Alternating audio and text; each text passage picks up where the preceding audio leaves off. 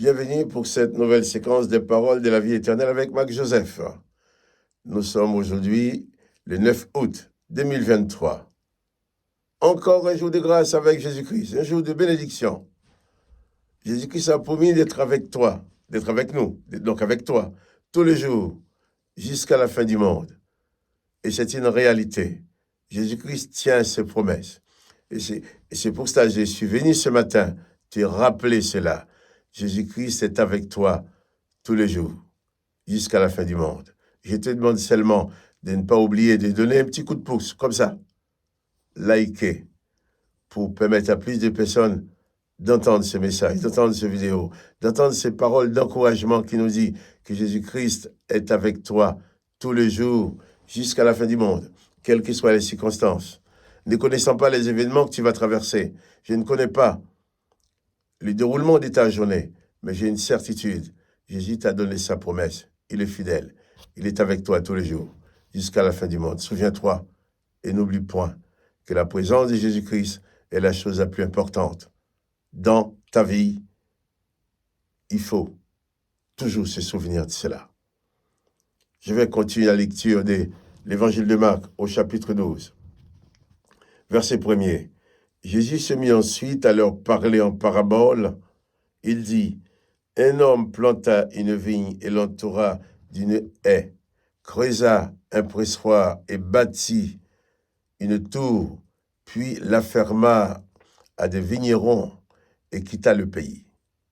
Au temps de la récolte, il envoya un serviteur vers les vignerons pour recevoir d'eux une part du produit de la vigne. S'étant saisi de lui, ils les battirent et les renvoyèrent à vide. Il envoya de nouveau vers eux un autre serviteur, ils les frappèrent à la tête et l'outragèrent. Il envoya une troisième qu'ils tuèrent, puis plusieurs autres qu'ils battirent ou tuèrent.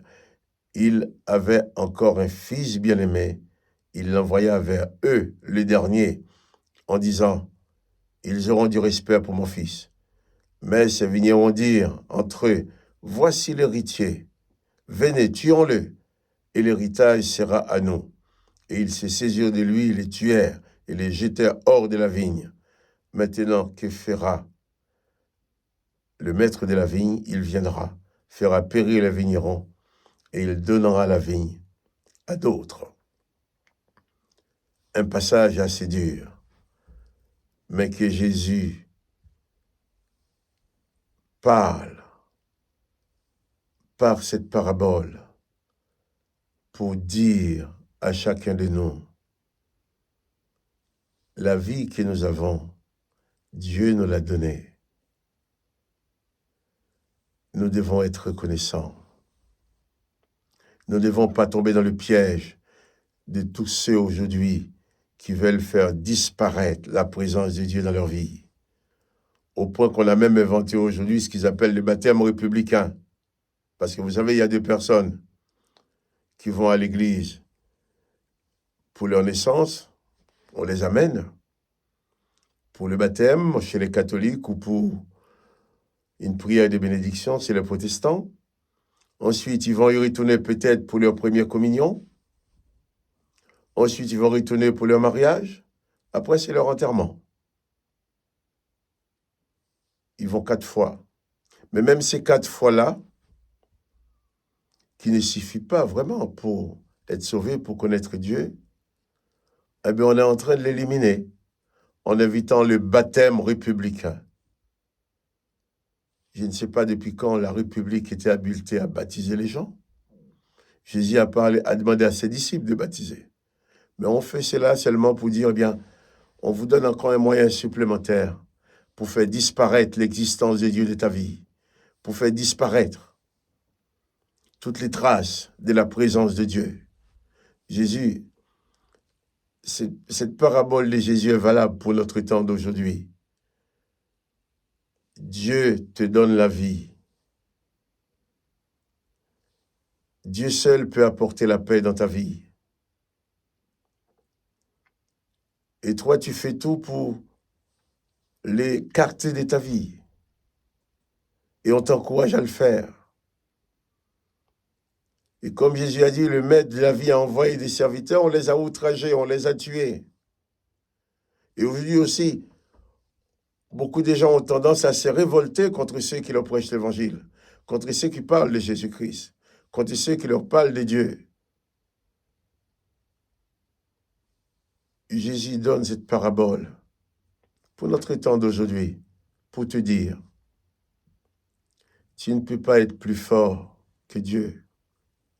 Tu ne peux pas être plus puissant que Dieu. Tu ne peux pas détruire Dieu. Tu peux bien le régner, oui, tu as le droit de le régner. Tu as le pouvoir de le faire, ça. Mais une fois que tu régnes Dieu, tu n'as pas le pouvoir de te libérer contre les puissances démoniaques qui vont manipuler ta vie. Au point où tu vas dire, je ne sais pas ce qui m'arrive, je ne comprends pas. Oui, si tu as un bras cassé, le médecin va te soigner. Une jambe cassée, le médecin va te soigner. Oh, tu as une maladie à l'intérieur de ton ventre, les médecins vont t'opérer. Mais lorsque ton âme est brisée, qui va le guérir? Qui peut réparer ton âme brisée? Lorsque la mort va frapper à ta porte, qui peut t'assurer une vie éternelle? Qui peut t'assurer une éternité? Qui? Sinon Dieu, sinon Jésus-Christ. Qui peut apporter la paix dans ta vie? Les gens peuvent tout faire pour éliminer la présence de Dieu dans le monde. Dieu restera présent. On peut lutter contre Jésus-Christ, il sera toujours Jésus-Christ, le Sauveur. Mais attention, Jésus veut dire attention. Il ne faut pas attendre qu'il soit trop tard. S'il est trop tard, personne ne pourra rien pour toi. Jésus-Christ parle de ce vigneron qui a planté la vigne, il a tout fait correctement. Le Père a envoyé son Fils vers toi. Et là, tu as l'occasion d'entendre ces paroles. Jésus-Christ, c'est le Sauveur que Dieu le Père a envoyé pour sauver le monde, pour permettre à chaque homme et chaque femme qui veut croire en lui d'accéder à la vie éternelle.